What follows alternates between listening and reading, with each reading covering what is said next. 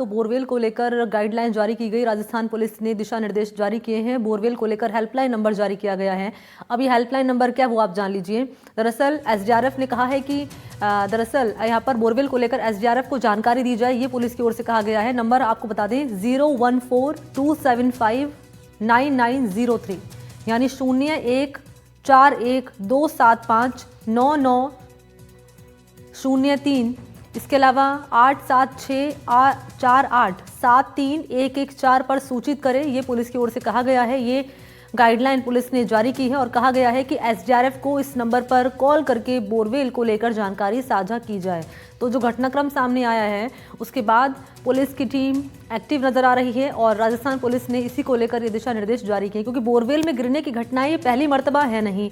इससे पहले भी कई बच्चे बोरवेल में गिर चुके हैं, हादसे का शिकार हो चुके हैं और मौत तक हो चुकी है बच्चों की। ऐसे में अब पुलिस ने बोरवेल को लेकर गाइडलाइन जारी की है। इसी खबर पर ज्यादा जानकारी लिए मुबारिक इस वक्त मेरे साथ मौजूद हैं। क्या है पूरी खबर मुबारिक? मुबारिक पूरी जानकारी दीजिए।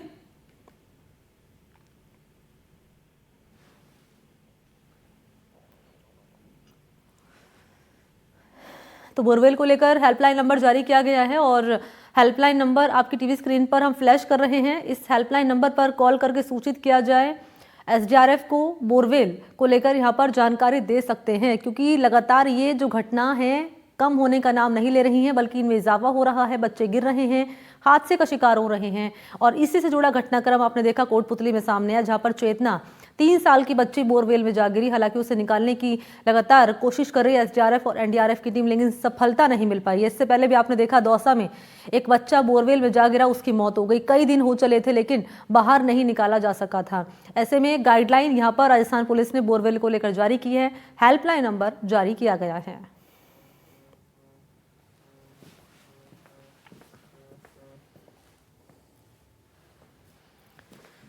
तो ये बड़ी खबर आप तक पहुंचा रहे हैं। बोरवेल को लेकर हेल्पलाइन नंबर जारी किया गया है। एक बार फिर से आपको मैं नंबर बता दूं, आप के लिए जानकारी होना, खासतौर पर राजस्थान वासियों के लिए जानकारी होना बहुत ज़रूरी है।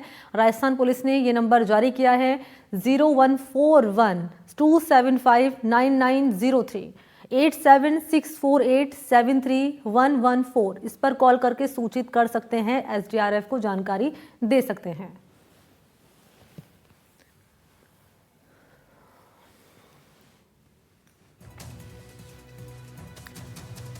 तो दरअसल होता यह है कि इससे पहले जो घटनाक्रम सामने आए हैं या अभी जो घटनाक्रम सामने हमने देखा कि कल किस तरीके से एक 3 साल की बच्ची बोरवेल में जा गिरी। ऐसे में जब तक टीम मौके पर पहुंचती है उससे पहले इंपॉर्टेंट ये हो जाता है कि सूचना जो है तत्काल दे दी जाए एसडीआरएफ की टीम को, ताकि समय रहते मौके पर पहुंचकर निकाला जा सके जो व्यक्ति, बच्चा इसमें गिरा है बोरवेल में। ऐसे में ये नंबर राजस्थान पुलिस की ओर से जारी किया गया है और वो आपकी टीवी स्क्रीन पर हम लगातार ये हेल्पलाइन नंबर फ्लैश कर रहे हैं। तो 0141-275-9903। इसके अलावा दूसरा नंबर जारी किया गया है 8764873114 पर सूचित किया जाए। खबर को विस्तार देंगे, मुबारिक इस वक्त फोन लाइन पर मौजूद है। मुबारिक,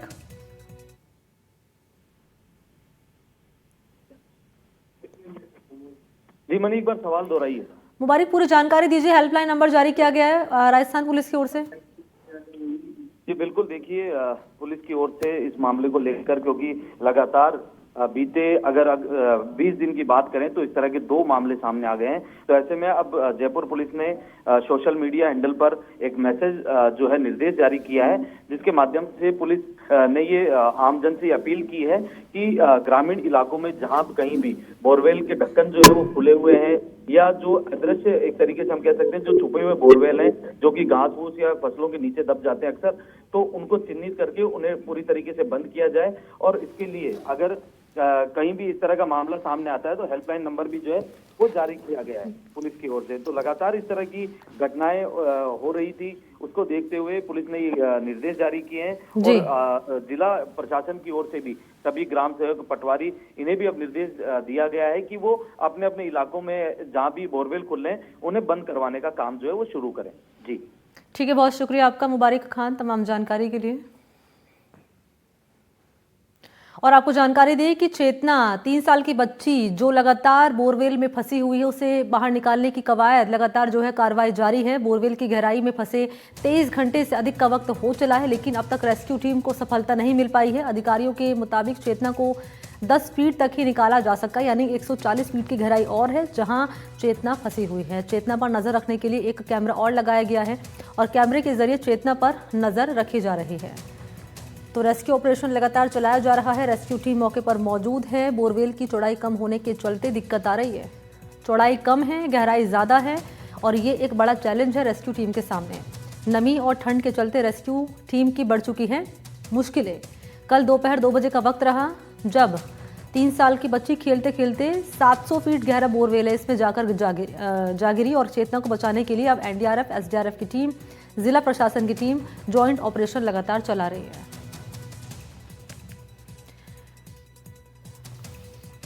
और इसी पर मेरे साथ ज्यादा जानकारी लिए सहयोगी वीरेंद्र इस वक्त मौजूद है। लिए चलते हैं उनके पास और जरा जान लेते हैं कहां तक पहुंचा है रेस्क्यू ऑपरेशन। वीरेंद्र, 140 फीट तक अभी भी चेतना अटकी हुई है या फिर क्या अपडेट है? देखिए, जो रेस्क्यू है वो लगातार जारी है और इसके साथ ही आपको बता दें कि जिस तरीके से एसडीएम सर ने भी हमें बताया कि जो सबसे बड़ी प्रॉब्लम है वो आ रही है यहाँ पे जो मिट्टी की वजह से। मिट्टी क्योंकि काफ़ी ज़्यादा जो कह सकते हैं कि लगातार है वो थोड़ी थोड़ी करके जो है गिर रही है कैमरे के ऊपर और इसी की वजह से जो विजिबिलिटी है वो कम हो रही है। और दूसरा आपको मैं एक चीज़ और बताना चाहूँगा कि जिस तरीके से जो सुबह जो कल से लेकर लगातार है जो रेस्क्यू का काम है वो एसडीआरएफ और एनडीआरएफ की टीमों के द्वारा किया जा रहा है। हालांकि सबसे बड़ी यहाँ पे चुनौती ये है कि जो कैमरा है वो उसमें टेक्निकल एरर की वजह से जो कह सकते हैं कि काफ़ी ज़्यादा परेशानी है वो देखने को मिल रही है और इसके अंदर जो है लगातार मिट्टी या फिर मॉइस्चर आने की वजह से ये सबसे बड़ी दिक्कत हो रही है। इसके साथ साथ आपको मैं दिखाना चाहूँगा तस्वीरों के अंदर कि यहाँ पे जो है आप देखिए कि जो रेस्क्यू का काम है वो लगातार जारी है। उम्मीद यही है कि जल्द से जल्द है बच्ची को बाहर निकाला जाए। यहाँ पे जो अधिकारी हैं उनसे मैं बात करने की कोशिश करूँगा क्योंकि अगर वास्तविक स्थिति की बात की जाए तो जिस तरीके से अभी की अगर बात की जाए तो जो स्थिति है वो किस तरीके की मैं सर से भी जानूँगा। सर, जिस तरीके से अभी लगातार है जो देखा जा रहा है कि चेतना को कोशिश की जा रही है 20 घंटे से अब टाइम एनडीआरएफ और एसडीआरएफ की टीम लगातार संयुक्त अभ्यास करते हुए पूरा प्रशासन और पुलिस प्रशासन दोनों मौजूद हैं और निरंतर प्रयास किए जा रहे हैं। चूँकि गहराई काफ़ी है और वहाँ मिट्टी गीली है तो स्टेप बाई स्टेप थोड़ा सा परेशानियाँ आ रही हैं, उनका निराकरण करते हुए निरंतर जल्दी ही प्रयास करेंगे निकालने के।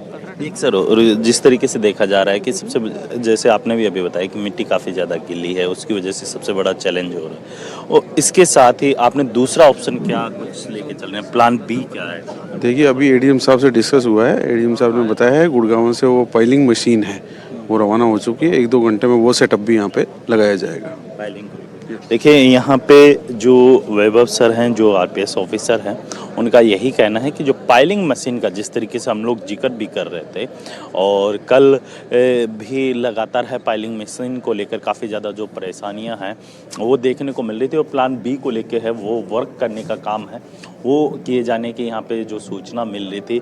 अब जो है प्रशासन के द्वारा जो अप्रूवल होता है तमाम जो उच्च अधिकारी हैं उन्होंने अप्रूवल दे दिया है और दूसरा प्लान बी को लेकर गुरुग्राम से जिस तरीके से अभी वैभव सर ने भी बताया है कि जो गुरुग्राम से है वो पाइलिंग मशीन है वो रवाना हो चुकी है और जल्द से जल्द है पाइलिंग मशीन यहाँ पहुँचेगी और दूसरा जो कह सकते हैं कि एक ऑप्शनल प्लान बी को ऊपर वर्क किया जाएगा और जल्द से जल्द है बच्ची को बाहर निकालने का काम किया जाएगा। इसके अलावा यहाँ पे जो अगर ऑक्सीजन की बात की जाए या फिर तमाम चीज़ों की बात की जाए तो अभी जो है लगातार है बच्ची को ऑक्सीजन पहुंचाने का काम है वो काफ़ी ज़्यादा युद्ध स्तर पर किया जा रहा है।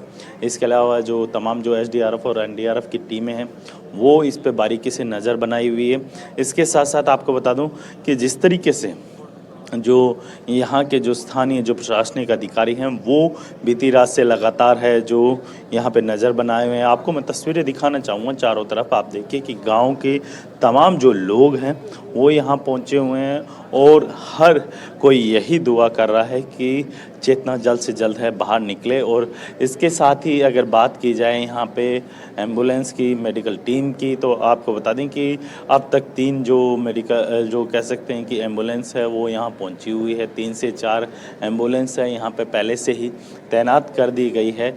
इसके साथ साथ आप देखेंगे कि 2 जो एम्बुलेंस है उनके माध्यम से जो है लगातार है चेतना को ऑक्सीजन पहुंचाने का काम है वो किया जा रहा है, क्योंकि एक एम्बुलेंस है उसके माध्यम से जो है सिलेंडर्स को लाने ले जाने का काम किया जा रहा है। तो दूसरी जो ऑप्शनल है, जैसे ही चेतना को निकाला जाएगा तुरंत जो जिला स्तरीय अस्पताल है उस तक जो कह सकते हैं कि ले जाने का काम है ये एम्बुलेंस करेगी। और इसके साथ ही आपको बता दें कि जिस तरीके से जो ये घटना घटी है, अगर मैं पिछले साल के आंकड़ों की बात करूं तो पिछले साल के मुकाबले अब जो हैं अभी लास्ट के जो दिसंबर 2024 की बात कर लीजिए या फिर इस पूर्व के अंदर जो घटनाएं घटी हैं, अब तक 4 घटनाएं हो चुकी है, जिसके अंदर 3 जो है दौसा के अंदर हुई है और चौथी ये घटना कोटपुतली के अंदर है।